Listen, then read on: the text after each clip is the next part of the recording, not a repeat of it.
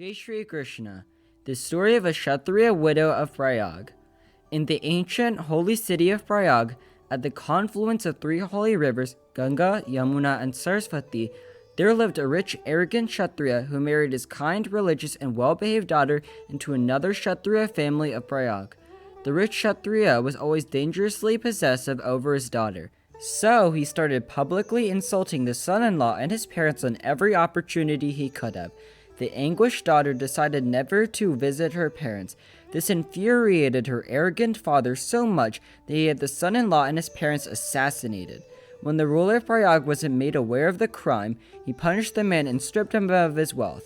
Soon after, the parents of the daughter died in a house fire. The daughter was now a poor widow, all alone without any family. She started spinning cotton threads to make a living while spending her leisure time chanting devotional songs. Every morning she would go to the river Yamuna to bathe and fetch a pot of water for her daily use, including watering her tulsi plant. Once, as she was watering the tulsi plant, Bhagwan and Krishna's small lalans were tumbled out of the pot and sat under the tulsi plant. She was spellbound by the mesmerizing swoop. She sat next to the plant, staring at the lalan with joyful, loving eyes, forgetting everything else, including her daily chores. She just fell in love with lalan. She kept on taking lalan in her hands to caress and embrace and planting lalan back under the tulsi plant. All the while, tears rolled down her eyes. She did not know what else to do. It was almost midnight when Lalan spoke to her. "I came to you so you can love and serve me. So don't just make me sit here all night long. Take me into your home and in the morning go to Mahaprabhuji to seek his advice." The widow carried her Lalan to Sri Mahaprabhuji and told her story.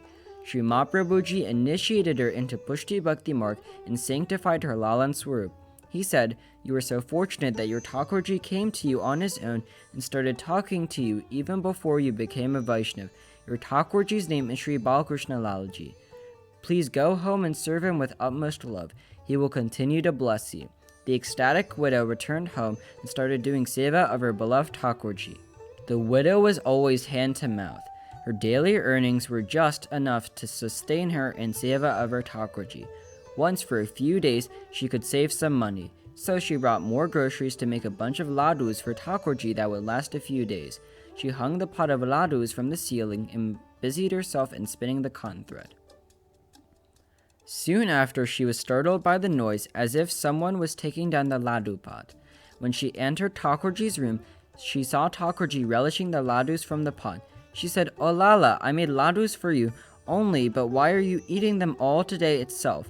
Now what will I serve tomorrow?" Thakorji said, "You must make fresh food for me every day. I would not eat anything that is even a day old." The widow said, "Sorry Lala, I will make fresh food for you every day." The Vaishnav widow enjoyed such a loving relationship with her beloved Thakorji. The moral of the Kshatriya widow's story is that when Krishna wishes to grace a Vaishnav with his divine love, he does not abide by any norms of Sewa. But a Vaishnav must follow all norms of Sewa, including making fresh food every day for Thakorji. Jai Shri Krishna.